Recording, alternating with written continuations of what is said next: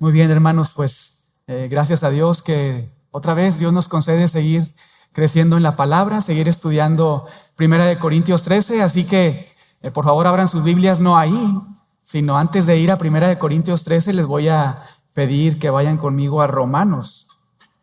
Romanos capítulo 5, Romanos capítulo 5. Romanos capítulo 5. Y vamos a ir a este pasaje porque creo que todos los que hemos estado siendo expuestos a 1 Corintios 13, donde Dios por medio de Pablo nos ha hecho ver cuál es el tipo de amor, la clase de amor que debe de caracterizar a todos los que somos hijos de Dios, realmente nos ha dejado desarmados, ¿verdad? Nos ha dejado muchas de las veces expuestos a nuestra necesidad de examinar nuestro corazón y muchas veces también pedirle perdón al Señor, incluso pedir perdón a las personas que hemos ofendido, que no hemos practicado este amor. Y probablemente a más de uno nos hemos sentido agobiados, ¿verdad? Esa es la realidad, como abrumados por este amor que es el que Dios espera para con cada uno de sus hijos. Y no quisiéramos dar la impresión que cuando hablamos acerca de la piedad, de una vida piadosa, de la práctica, estamos animándoles a ser legalistas o considerar o pensar que esto lo podemos hacer en nuestras propias fuerzas. Esto es imposible, hermanos. Si podemos agradar a Dios, es gracias a Dios. No es gracias a ningún esfuerzo en nuestra carne. Es gracias al Espíritu de Dios que mora en nosotros, quien pues nos mueve en nuestros afectos y voluntad para hacerlo agradable delante de Dios. Pero si llegamos a los textos donde vemos los imperativos y pensamos que nosotros somos muy inteligentes, muy fuertes para poder cumplirlos, pues estamos errando en el blanco. Necesitamos recordarnos todos los días el Evangelio de Jesucristo, la obra de Cristo, la persona de Cristo. Porque si no, pues nos vamos a sentir incapaces de hacer o vivir de acuerdo a la voluntad de Dios. Y si somos honestos, vamos a este pasaje de 1 Corintios 13 y leemos: el amor es sufrido, es benigno, no tiene envidia, el amor no es jactancioso, no es arrogante, no hace nada indebido, no busca lo suyo, no se irrita, no guarda rencor, no se goza de la injusticia, mas se goza de la verdad, todo lo sufre, todo lo cree, todo lo espera, todo lo soporta. Y nos detenemos a observar cada uno de estos matices o colores, acciones que se deben de ver en nosotros, pues realmente nos dejan no muy contentos, ¿verdad? Sino realmente nos exhiben, nos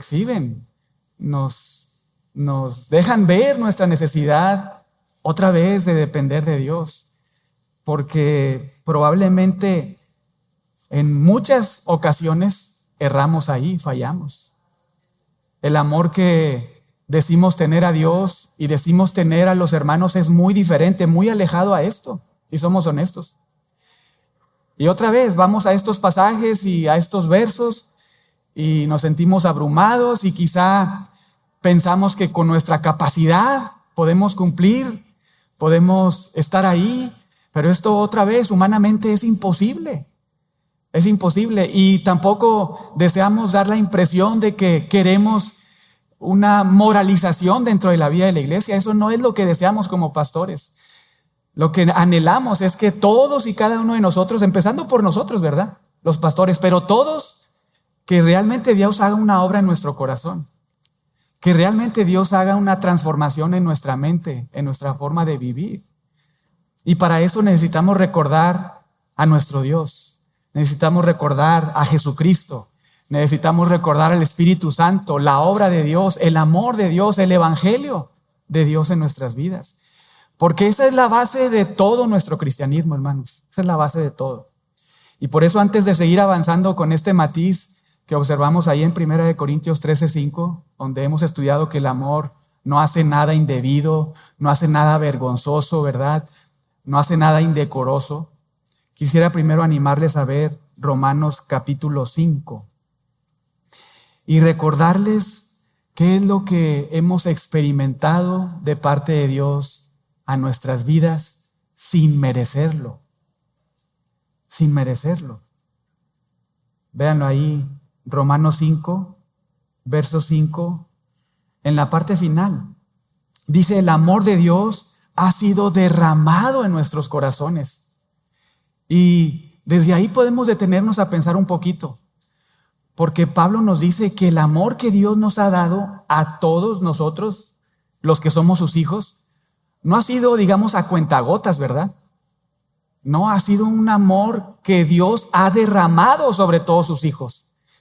Ha, digamos que desparramado, ha llenado, ¿verdad?, nuestra copa. Pensando en un vaso, no es de que Dios puso una gotita, ¿verdad?, como en un gotero, como cuando a los niños les dan ahí medicinas con un gotero, ¿verdad?, y les dan poquita medicina para que pues sea lo suficiente y necesario para que su salud se recobre. No, Dios ha derramado todo su amor sobre nuestra vida. Esto es impresionante, porque Dios no es un Dios, digamos que egoísta. Es un Dios que ha derramado todo su amor, ha entregado todo su amor, ha manifestado todo su amor a sus hijos. Véanlo ahí otra vez. Porque el amor de Dios ha sido derramado, ¿en dónde? En nuestros corazones. Es decir, en todo nuestro ser, en toda nuestra vida. Hemos sido saturados del amor de Dios. Dios se ha manifestado y Dios nos ha entregado todo su amor. Todo su amor. Y vean cómo es que lo ha hecho. Dice, por el Espíritu Santo. Es decir, Él nos dio de su presencia por medio del Espíritu Santo, ¿verdad? Él ha derramado todo su amor de tal forma que ha entregado a su Espíritu para morar en nosotros. Este pensamiento también debe de abrumarnos, ¿verdad? Considerar que Dios ha venido a vivir en nosotros. Hermanos, piensen en lo que estudiamos en su momento en Hebreos. Cuando íbamos y recordábamos lo que sucedía en el antiguo pacto. La presencia de Dios, ¿dónde habitaba? ¿Dónde? En el templo, ¿verdad? Y el Espíritu Santo, digamos que son preguntas, ¿verdad? Para ayudarles a pensar y considerar todo lo que hemos recibido de Dios. En el antiguo pacto, los creyentes ahí en el antiguo pacto, ¿el Espíritu Santo moraba en ellos o iba y venía? Iba y venía, ¿verdad? Los capacitaba para ciertas tareas, iba y venía. Nosotros, hermanos, somos tan privilegiados al vivir en esta etapa de la historia de la redención, porque Dios nos deja claro cómo es que Él ha derramado su amor sobre nosotros, y esto se ha hecho visible, palpable, porque Él ha enviado a su Espíritu en nosotros. Mora en nosotros, vive en nosotros, a pesar de nuestro pecado. Si eres un hijo o una hija de Dios, es una realidad. Es una realidad que Dios vive en ti. El Espíritu de Dios vive en ti. Y esto es, otra vez, es gracia. Porque recuerden, ahí en el lugar santísimo, si entraba un sumo, y nada más podía entrar una persona, ¿verdad? ¿Recuerden quién era?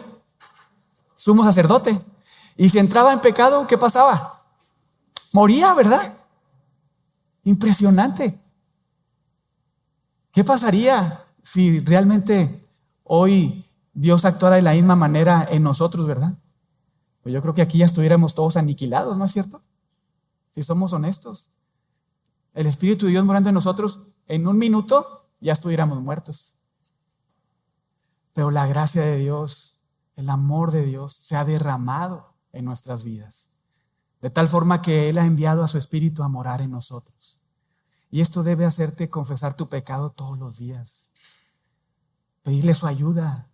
Valorar que estás en esta etapa de la historia de la redención, porque hemos recibido tanta gracia que damos por sentada muchas cosas, pero Dios vive en nosotros y hemos recibido todo su amor.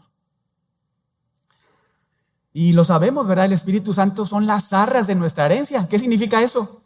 El anticipo, ¿verdad? De nuestra redención, de nuestra salvación, de la vida eterna. Por eso es segura nuestra salvación, porque Dios nos ha dado un anticipo de lo que recibiremos en el futuro. Y todo esto es gracias a Él, gracias a su amor. Piensa en eso. Gracias a ese amor que Él ha derramado en cada uno de los corazones de los que somos sus hijos. Otra vez, Dios no ha sido egoísta. Es más, tampoco Dios ha actuado de manera emocional o en función a lo que nosotros le damos, ¿o sí? No lo ha hecho así, de esa manera. Él ha amado porque Él ha decidido amar y lo ha hecho sin reservas. Ha entregado todo su corazón, por decirlo de alguna manera, todo su amor a personas, ahorita lo vamos a ver, muy curiosas que somos, ¿verdad? Dice que nos fue dado el Espíritu Santo. Dios nos lo dio. Dios nos entregó su Espíritu. Y vean el 6, del 6 al 8 es algo brillante, precioso. Porque Cristo, cuando éramos ¿qué? Débiles. ¿Qué significa eso? Débiles en cuanto a que no estamos ahí muy fuertes por el gimnasio. No. Cuando éramos débiles en términos espirituales, cuando éramos incapaces de acercarnos a Dios, cuando no teníamos la posibilidad de ser receptores de su amor, éramos indignos. Dice, cuando éramos, porque Cristo, esto es muy interesante, porque Pablo aquí nos hace pensar en Cristo como el Mesías. Ese es el significado de este vocablo Cristo, Mesías, haciéndonos pensar en que es este hombre, Jesucristo, el Mesías de Dios, el anticipado desde Génesis 3:15, el que vendría a solucionar todo el problema y la enemistad contra Dios y a aplastar a Satanás. Pablo nos hace pensar en este personaje histórico, en este Dios hombre, en Cristo, el Mesías de Dios, y nos dice, porque Cristo, cuando aún éramos débiles, a su tiempo murió por los impíos. Más claro, ¿verdad? Pecadores. Ahora nos llama no solamente débiles o en el sentido de ser incapaces para acercarnos a Dios, sino ahora nos llama impíos. Personas caracterizadas de esta forma, débiles e impíos. Pero en esa condición, dice Pablo, Cristo murió. Cristo murió. ¿Por quiénes? Débiles y impíos. Y poco a poco, vean ahí cómo poco a poco Pablo está desarrollando la clase de amor, el tipo de amor, la cantidad de amor que Dios ha derramado sobre personas muy chistosas, ¿verdad? Muy curiosas, con unas características muy feas, muy indignas. Nos llama débiles, nos llama impíos. Y personas así son las que hemos recibido el amor de Dios, porque Dios lo decidió y Dios envió a su Espíritu. Vean la explicación del 7. Ciertamente, apenas morirá alguno por un justo. Con todo, pudiera ser que alguno será por alguno bueno. Es decir, bueno, mira, Cristo murió por los impíos. Y como para hacernos contrastar la realidad de lo que sucede aquí en la tierra, Pablo nos hace pensar, mira, realmente por una persona que es muy justa en cuanto a que está ahí diciendo y pensando que él está cumpliendo la ley y entonces está ahí conociendo la ley, pues alguno, por el justo, por ese que se dice muy justo, ¿verdad? Alguno pues moriría por esa persona.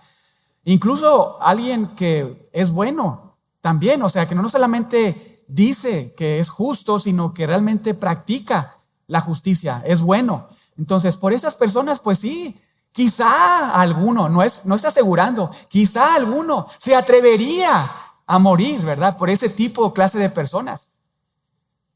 Pero no lo hace para contrastar el amor de Dios. Hermanos, esto debe de humillarnos. Esto debe de recordarnos cómo fue que Dios te amó. Debe recordarte cómo fue, en qué condición estabas cuando Dios te amó. Eres una persona débil, eras una persona impía, eras una persona pecadora, eras una persona que no le buscaba.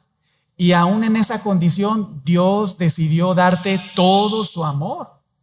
Derramar todo su amor, no reservar ni una gota de su amor, sino entregarlo todo. Esto humanamente es inconcebible. Por eso Pablo dice, mira, ¿alguien se atrevería a morir por alguien que es bueno?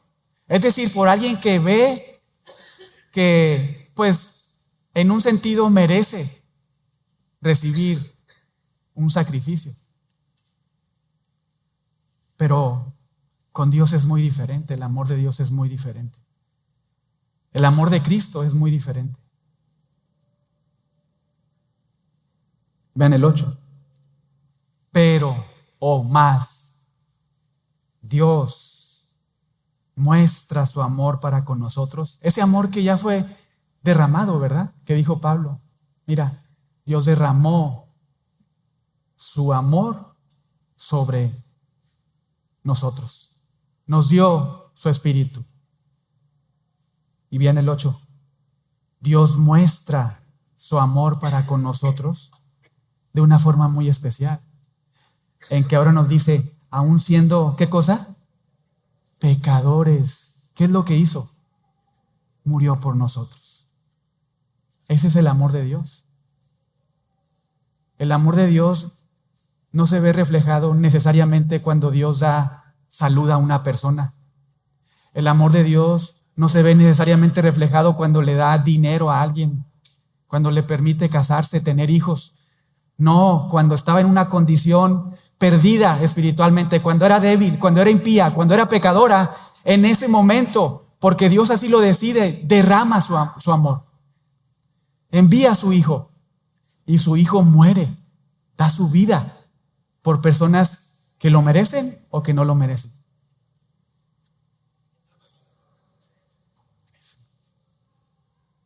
Yo creo que este tipo de pasajes deben de animarnos, hermanos. Deben de animarnos mucho a recordar nuestra situación, condición antes de venir a Cristo, ¿verdad? Éramos débiles, impíos, pecadores, indignos, ¿verdad? En pocas palabras. No merecíamos ni siquiera que Dios nos observara, ni siquiera disfrutar de la gracia común de Dios. Piensa en eso. Pero en esa condición Dios decidió amarnos. Dios decidió perdonarnos. Su Hijo fue a la cruz. Su Hijo murió. El autor de Hebreos ahí nos hace pensar en que las aflicciones de Cristo, en Hebreos 12, Él las sufrió para que nosotros, al estar sufriendo, Él nos entendiera y nosotros pudiéramos refugiarnos en Él y saber que Él nos entiende, Él nos comprende. Y esas aflicciones que Él sufrió, pues gracias a eso somos perdonados, somos salvados, somos reconciliados, somos liberados de la esclavitud del pecado. Y si eres un hijo o una hija de Dios, este evangelio, este corazón del evangelio de Dios debe motivarte mucho para entonces ir a todos los imperativos, todos los mandatos, todas las órdenes que encontramos en los distintos libros y cartas de la Biblia, para abrazarlos y entonces procurar vivirlos gracias a la obra de Dios. Porque recuerden que cuando Dios nos salvó por medio de Cristo, lo que hizo fue darnos vida, hermanos. Estábamos muertos espiritualmente. Dios nos amó y nos dio vida espiritual. Dios nos amó y nos regaló fe para creer en Jesús. Dios nos amó y nos concedió el arrepentimiento y confesamos nuestros pecados y nos arrepentimos. Dios nos amó y envió a su Espíritu en nosotros para que ahora produzcamos un fruto agradable para Él. Amor, gozo, paz, paciencia, benignidad, bondad, fe, mansedumbre, templanza. Pero hay un problema muy grande. Tenemos un cuerpo de muerte pegado en nosotros que debemos estar matando de hambre todos los días. Debemos de estar ahí muy involucrados, muy activos en nuestra santificación progresiva. No estar sentados, ¿verdad? Pensando como con esa ilustración que usaba Pablo, siempre, no sé si lo han notado, pero regularmente Pablo en sus cartas siempre tiene un amigo imaginario, ¿verdad? O una audiencia imaginaria, y hace preguntas. Y dice Pablo, ¿acaso seguiremos pecando por esta gracia? Y dice Pablo, de ninguna manera. ¿Cómo vamos a hacer eso? ¿Cómo vamos a seguir aferrados al pecado, abrazando, comportándonos como cuando éramos esclavos? Esto no debe ser así. Es una negación. La negación más fuerte en el Nuevo Testamento. Pablo dice, de ninguna manera, que esto no sea así. Esto no puede ser así. Al contrario, debemos de recordar cómo nos amó el Señor. Débiles, impíos y pecadores, antes de Cristo. Hermanos, pero esto continúa después de Cristo en nosotros. Porque seguimos pecando, ¿no es cierto? Seguimos ofendiendo a Dios. Seguimos desviándonos de su consejo. Y Dios no retrae su amor. No hace eso. Él ha derramado su corazón. Y cuando Dios derrama su amor sobre las personas, se mantiene. Es un amor que se mantiene, que no se agota, que no se desparrama, que no se diluye. Es un amor inquebrantable que se sostiene no por ti ni por mí, sino porque Él ha decidido soberanamente amar a pecadores hasta el fin. Hermanos, necesitamos recordarnos todos los días el Evangelio. Necesitamos recordarnos todos los días a nuestro Señor y Salvador. Para entonces venir a 1 Corintios 13, leer este pasaje y que en lugar de sentir como una aversión, como algo incluso imposible de lograr, al contrario, venir y si vamos a llorar, si vamos a dolernos con este tipo de textos, es porque recordamos lo inmerecido que fuimos y seguimos siendo de un amor puro de un Dios santo. De venir aquí y decir, Señor, perdóname porque no he estado practicando este amor. Perdóname porque he tenido en poco tu amor. He tenido en poco tu obra salvífica en mi corazón. Y he decidido amarme más a mí, más mi pecado. He despreciado, ¿verdad? He minimizado tu amor, la cruz de Cristo. Piensa en eso. Eso es lo que hacemos cuando no amamos a Dios. No amar a Dios, lo contrario es odiar a Dios. Aunque suena muy fuerte, eso es lo que pasa en nuestro corazón. Cuando realmente no estamos amando a Dios al procurar honrar a Dios obedeciendo su palabra. Le estamos odiando, estamos pisoteando a su Hijo, estamos deshonrándolo. Por eso todos los días, aún de salvados, necesitamos recordarnos, ¿qué cosa? El Evangelio. El Evangelio. Porque entonces podemos venir aquí y pensar, el Espíritu de Dios mora en mí.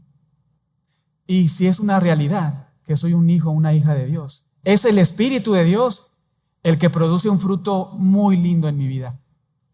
Y si no estoy amando de la manera en que viene aquí en 1 Corintios 13, versos del 4 al 7, es porque, hermanos, Efesios 4, hemos contristado al Espíritu de Dios. El Espíritu de Dios puede ser contristado en tu vida. Y esto se observa porque lo que sucede, en lugar de estar, de acuerdo a Gálatas 5, dando un fruto agradable al Señor, con todos esos matices y colores lindísimos, al contrario, lo que se ve en nuestra vida son las obras de la carne. Pero venir aquí a 1 Corintios 13 nos hace pedir perdón a Dios por ofender a su Hijo, tener en poco su amor y decirle, Señor, no puedo, es imposible, ayúdame, perdóname y ayúdame a practicar este amor. Y hasta acá hemos visto que el amor, 1 Corintios 13, verso 4, es sufrido, es benigno. El amor no tiene envidia, el amor no es jactancioso, el amor no es arrogante, el amor no hace nada indebido.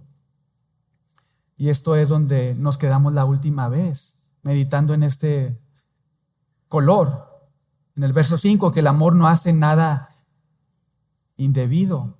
Es decir, el amor cristiano en un cristiano se aprecia o se observa cuando tú no haces nada indebido, comenzando en contra de Dios, ¿verdad? porque de ahí parte todo, en que tú no haces algo con bajeza ante Dios, delante de Él, ni delante de su Hijo, pero también hacia ninguno de los hijos de Dios, incluso de aquellos que no conocen a Dios. Ese es el amor que Dios espera que nosotros practiquemos, un amor que no hace nada indebido a un Dios santo, a su nombre, que es santo, pero también que no hace nada indebido, vergonzoso, de bajo nombre hacia los hermanos. Y otra vez piensen de nuevo, hermanos, comenzando en la casa. Si no estás casado, ¿cómo estás amando a tus papás, honrándolos, respetándolos? Papás, si tienen hijos, ¿cómo estás amando a tus hijos? ¿Cómo estás ahí siendo una persona paciente, perdonadora y que pide perdón? ¿Cómo estás ahí con tu cónyuge, con tu esposo o tu esposa? ¿Cómo te estás comportando? ¿Qué clase de persona eres en la iglesia?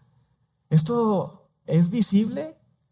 Porque si esto no está sucediendo y al contrario, hay un hábito pecaminoso, hermanos, de estar haciendo cosas indebidas, pues probablemente debes de examinar tu corazón y preguntarte, ¿soy un hijo o una hija de Dios realmente? Ese es el examen que debemos de hacernos.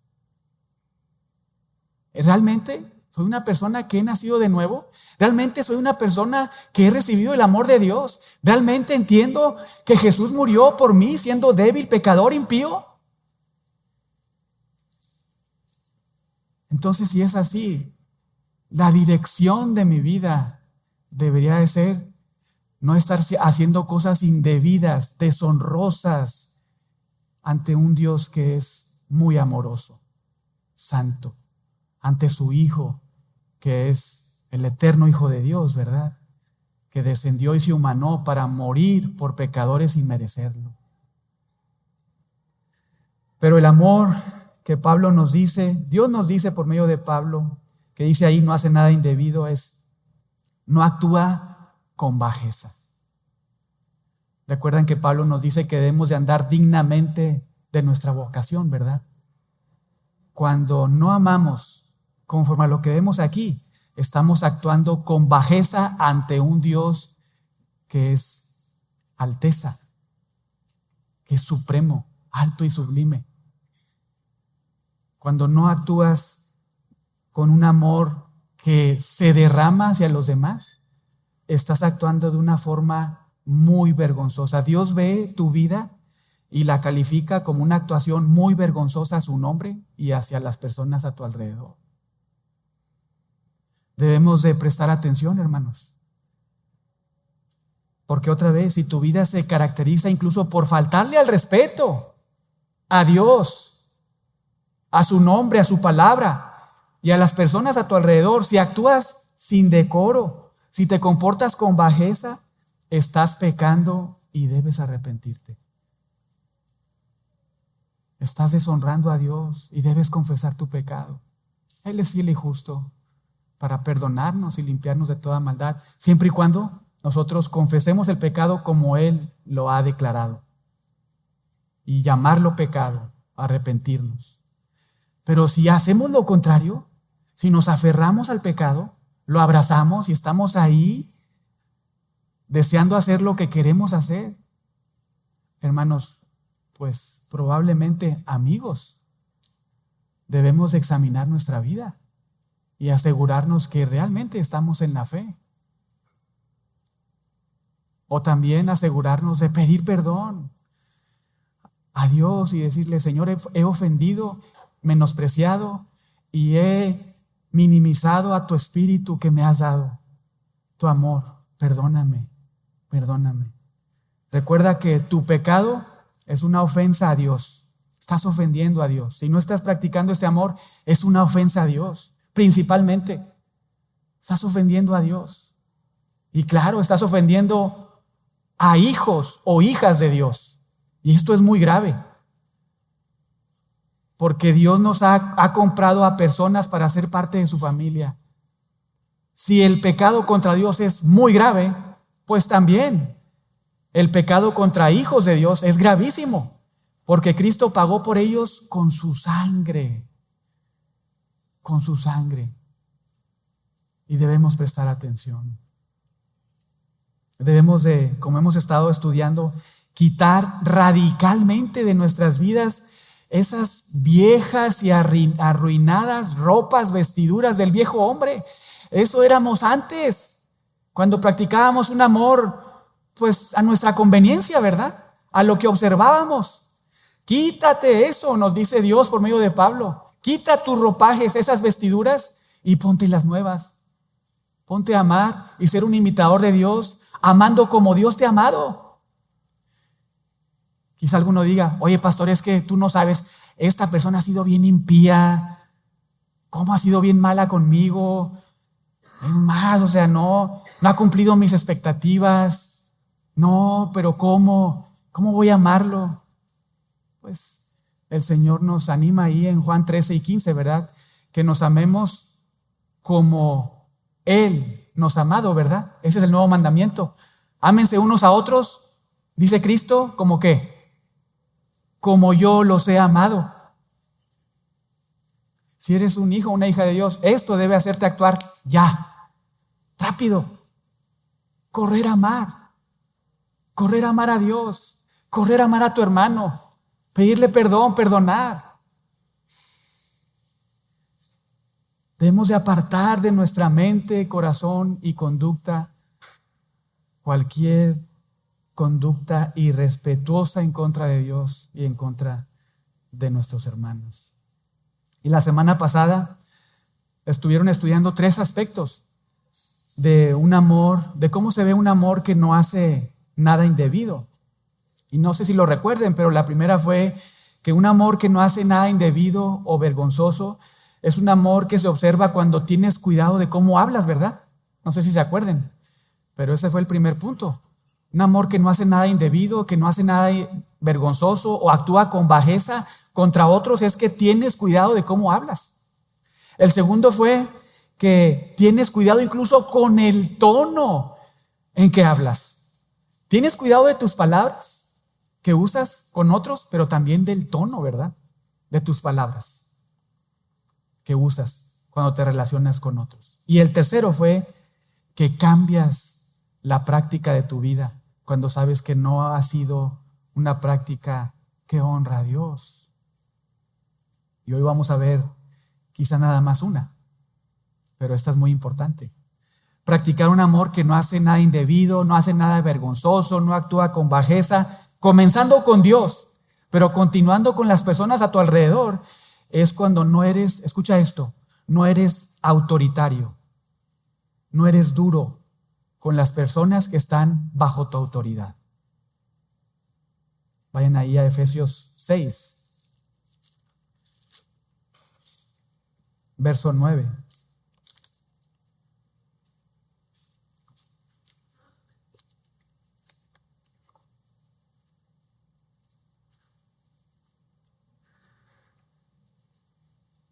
Y este texto, Pablo nos hace pensar en lo que sucedía en el primer siglo en la relación de amos y esclavos, ¿verdad? Pero aquí encontramos principios en cuanto a la relación, por ejemplo, de jefes con patrones, jefes con empleados, ¿verdad? O alguna persona en liderazgo ahí en el trabajo que tiene ciertas personas bajo su cargo. Aquí estamos pensando en eso. Efesios 6:9. Vean ahí. Y vosotros, amos, haced con ellos lo mismo, dejando, ¿qué cosa? Las amenazas, sabiendo que el Señor de ellos y vuestro está en los cielos y que para Él no hay acepción de personas. ¿Qué significa eso? Y vosotros, amos, haced con ellos lo mismo. Bueno, tenemos que ver el verso 7 cuando está enseñando a los siervos cómo deben de actuar. Dicen que deben de servir como esclavos de buena o de mala voluntad. De buena voluntad. Y la idea es, con Efesios 6:9, a los amos, por implicación, principio acá para nosotros, los jefes, las personas que están o ejercen liderazgo sobre ciertas personas, nosotros debemos de tratar a las personas que están bajo nuestro cargo con integridad en nuestro corazón. Debemos de tratarlos de buena voluntad y no de mala voluntad. Es decir, no con amenazas, no con manipulaciones. No debemos de hacerlo de esa manera. Pablo enseña esto mismo en el pasaje paralelo, ahí en Colosenses 4:1. Escuchen, amos, haced lo que es justo y recto con vuestros siervos. Y la idea ahí, dice Pablo, dejen las amenazas, abandona eso. Termina de estar actuando de esa forma, de estar constantemente amenazando a tus siervos, a las personas a tu cargo. Esto significa estar diciendo continuamente, constantemente a las personas que tienes a tu cargo, que están bajo tu tutela, de alguna manera, debes de parar de estar diciendo que les vas a causar un daño, que vas a hacerles mal si no cumplen con tus condiciones, incluso con tus expectativas, con tus estándares. Debes de dejar de esas amenazas. Abandona eso. Debes de tratarlos con amor. Debes interactuar con ellos de buena voluntad. No ser un dictador. No ser caracterizado de esa manera. Deja de amenazarlos, dice Pablo. Deja de amenazarlos. Esto no significa, escucha esto, que un esclavo, un empleado, no debe recibir una pena, un castigo porque está actuando mal, una consecuencia. No, esto no significa eso. Porque, pues si no, Pablo no les animaría a los siervos, pues, a obedecer a sus amos, ¿verdad? En los versículos anteriores. Pero esto sí significa que el que tiene a personas a su cargo debe examinar las motivaciones de su corazón cuando ejerce autoridad sobre las personas. Debe hacerlo de buena voluntad. No deben de ser tiranos, abusivos.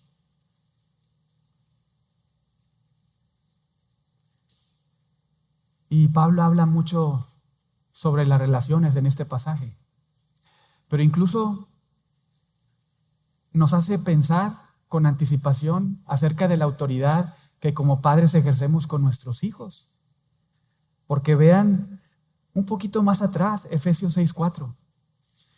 Vosotros padres, ¿qué cosa? No provoquéis a ira a vuestros hijos, sino criadlos en disciplina y amonestación del Señor.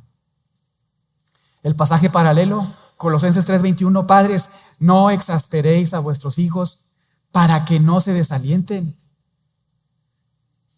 Hermanos, esto significa que no debemos acostumbrarnos a provocar enojo, ira explosiva en nuestros hijos.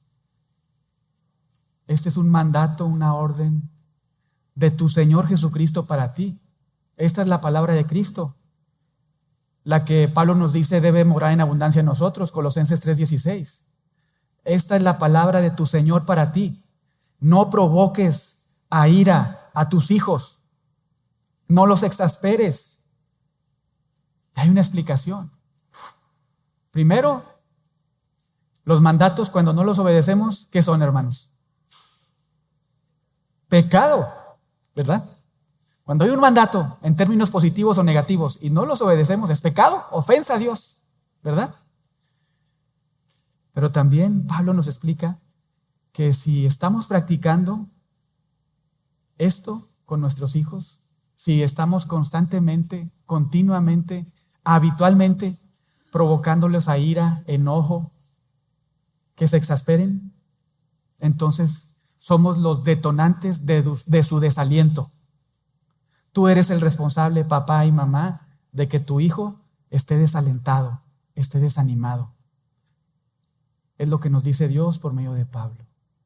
Examina tu corazón y si es necesario, pide perdón a tus hijos, porque probablemente en casa has sido un dictador, has sido un autoritario, un amenazador.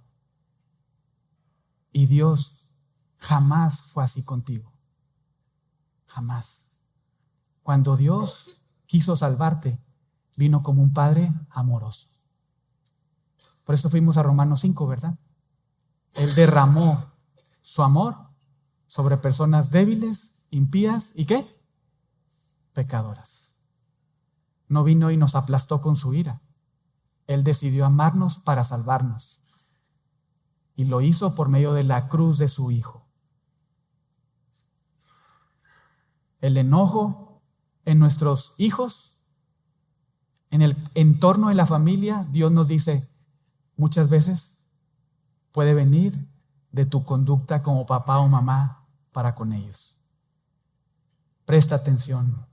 Cuando constantemente los regañas, los amenazas, los menosprecias, tú eres el culpable de ese comportamiento. Aunque ellos son culpables delante de Dios, ¿verdad? Ellos necesitan el evangelio, ellos necesitan arrepentirse, pero tú eres el responsable delante de Dios por ese comportamiento. Pero por el contrario, lo que debemos hacer, hermanos, es, vean ahí, no provocar a ira, sino criarlos, es decir, formarlos, educarlos, nutrirlos a los hijos. ¿En dónde? En el Señor, en la palabra del Señor, ser maestros amorosos como nuestro maestro, ¿verdad? Nuestro gran maestro, el Dios hombre Jesucristo, ser maestros amorosos que estamos formando sus vidas. No con nuestra sabiduría, sino con la palabra de Dios. Y que cuando es necesario, ejercemos amonestación, pero todo en el entorno del amor, ¿verdad? De procurar no exasperar a nuestros hijos, no hacerlos enojar. Escucha esto, debe de animarte mucho. Dios te ha escogido a ti como papá y mamá, te ha regalado hijos para ser su agente en tu matrimonio, en tu familia, para ser su mediador, para que tus hijos conozcan su amor, para que tus hijos conozcan su palabra, para que tus hijos, digamos que experimenten o saboreen un pedacito del cielo en la familia cristiana. Eso eres como hijo o hija de Dios en tu matrimonio, un agente de Dios. Entonces examina tu corazón, cómo estás tratando en tu empleo, en tu trabajo, en tu negocio, a las personas que tienes bajo autoridad, y cómo estás tratando a tus hijos, cómo estás ejerciendo ahí esta autoridad sobre ellos. Debes ser sensible a sus respuestas, escucharlos, animarlos, alentarlos, formarlos. Pero incluso Pablo nos comentó o nos hizo ver acerca de estas dos cosas, pero también Pedro. Y vean los tres niveles que estoy tocando, ¿verdad? Hablando de o pensando en que nosotros como personas que somos hijos de Dios, que amamos a otro, debemos de procurar no estar haciendo nada indebido, y esto se muestra cuando no eres duro con las personas que estás en autoridad, comenzando en el ámbito del trabajo, pero continuando ahí como padres en el ámbito familiar, pero también, y esto va para ti, esposo, me dirijo a ti como papá. Primera de Pedro 3:7, vosotros maridos, igualmente vivid con ellas, con las esposas, sabiamente, dando honor a la mujer como vaso más frágil. Y escucha esto, como coheredera de la gracia de la vida. ¿Vean para qué? Para que vuestras oraciones no tengan estorbo. Y me dirijo a ti, esposo, que tienes una esposa, ya sea creyente o no creyente, ¿verdad? Porque ese es el contexto de toda esta carta. Hablar de la autoridad que debemos de reconocer incluso a personas que no conocen al Señor. Tú, esposo, eres llamado a vivir sabiamente con tu esposa. Eres llamado a dar honor a la mujer y no deshonor, no deshonra. Debes de tratarla como un vaso frágil, no en función a que es débil, no, aunque es valiosa ante los ojos de Dios. Debes tratar así a tu esposa. Presta atención. Debes de tratarla y que no se te olvide que la esposa que tienes a tu lado, si es cristiana, si es hija de Dios, es coheredera contigo de la gracia. En otras palabras, Cristo murió por ella. Y Dios ha prometido que ni las puertas del Hades van a prevalecer en contra de su iglesia, ¿no es cierto? Y cuando un esposo cristiano está lastimando a una hija de Dios, cuidado, cuidado, ten cuidado, porque estás ofendiendo a una hija de Dios, estás lastimando a una persona por la que Cristo murió. Cuidado, considera que ella es coheredera contigo de la gracia de Dios. Trátala como tu hermana en Cristo. Piensa que ella es una hija de Dios, que su esposo es Cristo. Tú eres su esposo aquí en la tierra, pero por la eternidad tiene por su esposo a Cristo. Y ten cuidado de ofender a la esposa de Cristo. Ten cuidado. Porque incluso tus oraciones, si estás ahí pecando, ejerciendo una autoridad rebelde, amenazante, autoritativa como dictador, entonces olvídate de que tus oraciones son escuchadas. Hay un estorbo grande, muy grande. Aunque seas un hijo o una hija, un hijo de Dios, porque me estoy dirigiendo a los esposos, ¿verdad? Ten cuidado.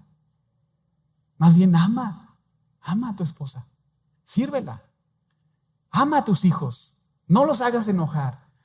Que ellos puedan percibir que les amas cuando les instruyes, incluso cuando les corriges, cuando hablas con ellos. Que tus empleados, la gente a tu cargo también perciban que, oye, yo quiero trabajar hasta con él, ¿verdad? Que quieran trabajar contigo y no que digan, no, yo con David ahí no paso, ¿verdad? No, mejor con otro. Me voy a otro empleo, me voy con otra persona. No, que las personas quieran estar contigo. Porque esa es una marca de un hijo de Dios. Porque esa es una marca del amor cristiano en un hijo de Dios. Un amor que no hace nada indebido, no hace nada indecoroso. Que se derrama, ¿verdad?, en las personas a su alrededor. Incluso también se muestra esta clase de amor que no hace nada indebido cuando no eres irrespetuoso con las personas que tienen autoridad sobre ti. Ese es otro segundo principio. Practicar un amor que no hace nada indebido o no hace nada indecoroso se muestra cuando no eres irrespetuoso con las personas que tienen autoridad sobre ti.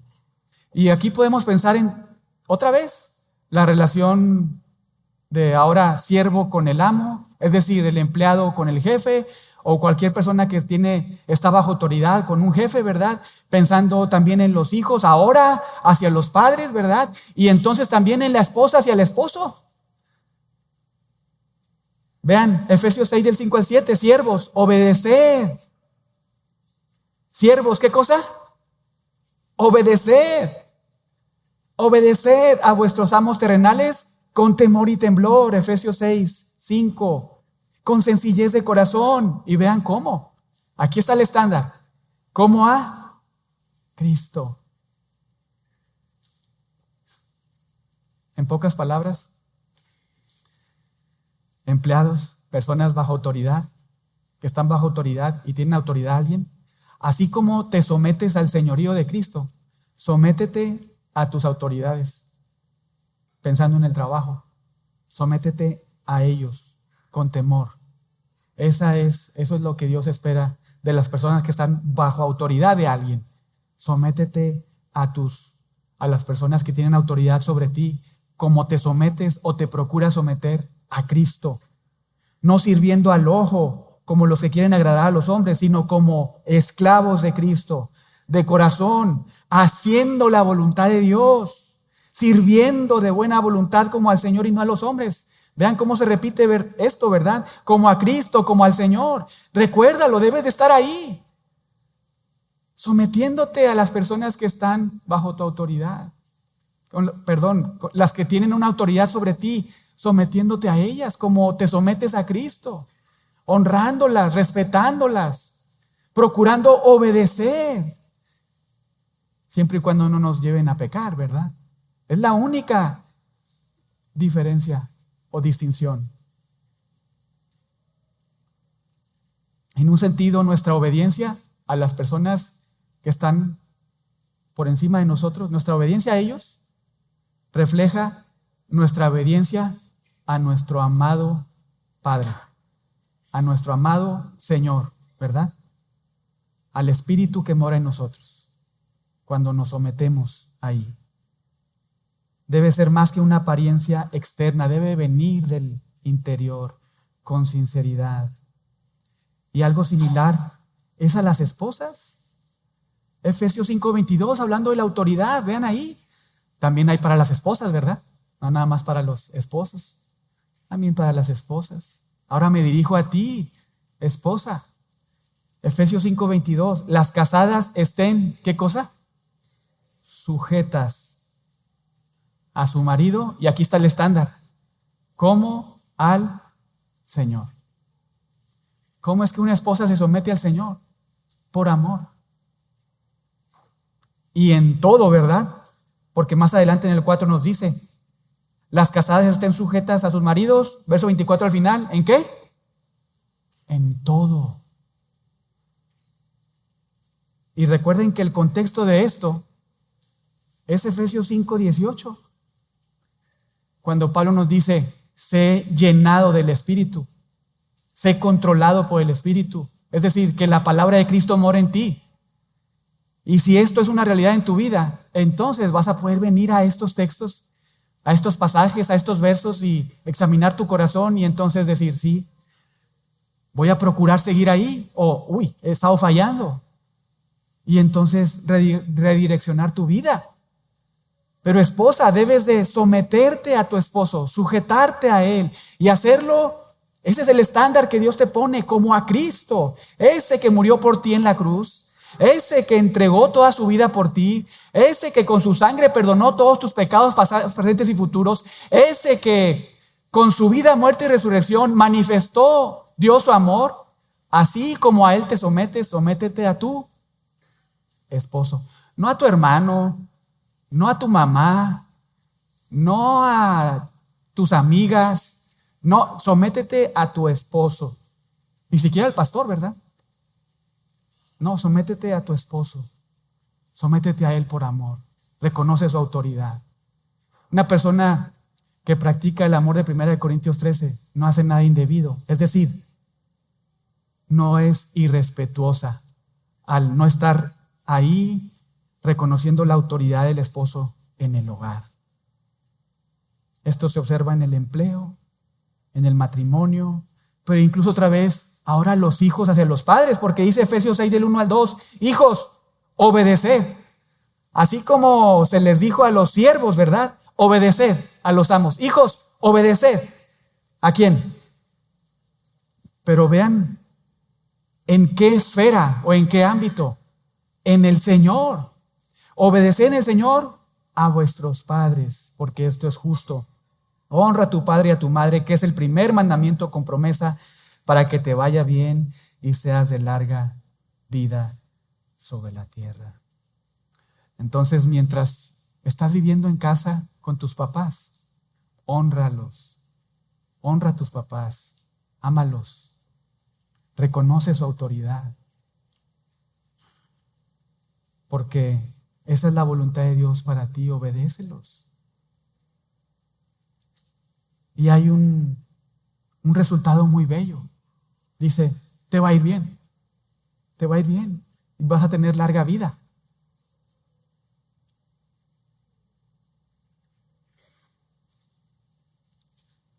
Un amor que no hace nada indebido, no hace nada indecoroso, no se comporta irrespetuosamente. Es un amor que es practicado por los hijos de Dios. Solamente los hijos de Dios tienen la capacidad para practicar este amor, porque tienen al Espíritu de Dios en su interior. Y aunque estos versos son muy desafiantes, ¿verdad? Vamos aquí, escuchamos todo esto y decimos, he fallado mucho. No puedo. Se me dificulta mucho amar, respetar, honrar, reconocer, pedir perdón, perdonar. Sí, humanamente no podemos, pero somos nuevas criaturas, ¿verdad? Si es una realidad que hemos experimentado el amor de Dios en nuestras vidas, si es algo verídico y real en nuestro corazón, que Dios nos ha salvado y perdonado cuando éramos insalvables porque éramos débiles, pecadores e impíos, entonces, por medio de la fuerza de Dios, el Espíritu que mora en nosotros, podemos practicar este amor. Podemos habitualmente estar procurando estar ahí, ¿verdad? En esta clase de amor. Un amor que comienza con Dios, hacia Él, que procuramos entregarlo todos los días y procurar no ofenderle, no actuar indecorosamente en contra de Él, ni de su palabra, ni de su nombre, pero también en contra de los jefes, de los padres, de los empleados, del esposo, de la esposa, de los hijos. Y se fijan en todo el ámbito, ¿verdad? La vida diaria, la vida práctica. Pero bueno, podemos saber que siempre hay gracia de Dios en su trono, ¿verdad? Siempre hay una oportunidad para ir al Señor y pedirle perdón, y también a nuestro alrededor con la gente que nos rodea, y realmente humillarnos. Esto implica humillación. Dejar de levantar mis ideas, mi orgullo, y esperar que otro actúe a mi favor para entonces yo responder, sino hacer como Dios, ¿verdad? Que Él tomó la iniciativa para amarnos cuando nosotros no estábamos ahí. Él incluso tomó esa iniciativa para amarnos y nos amó sin reservas, hermanos. Por eso fuimos a Romanos 5. Completamente derramó en nosotros su amor. Con mucha razón, Pablo nos anima ahí en Colosenses al expresar esta lindísima oración, ¿verdad? En Efesios, cuando dice, bueno, dice, por esta causa doblo mis rodillas ante el Padre de nuestro Señor Jesucristo, Efesios 3, y ahí terminamos, de quien toma nombre toda la familia de los cielos y la tierra, para que os dé conforme a las riquezas de su gloria, al ser fortalecidos con poder en el hombre interior por su Espíritu, para que habite Cristo por la fe en vuestros corazones, a fin de que arraigados y cimentados en amor, seas plenamente capaces de comprender con todos los santos cuál sea la anchura, la longitud, la profundidad y la altura, y de conocer el amor de Cristo que excede a todo conocimiento, para que seáis llenos de toda la plenitud de Dios. Necesitamos orar esto. Señor, ayúdame a conocer más tu amor. Ayúdame a comprender cada día más tu evangelio, la obra de Cristo.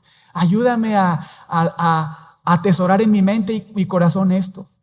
Porque cuando esto sucede, hermanos, realmente, cuando el amor de Dios lo comprendemos cada día más, la obra de Cristo, la persona de Cristo, la cruz de Cristo, el resultado en nuestras vidas, esto debe motivarnos a amar,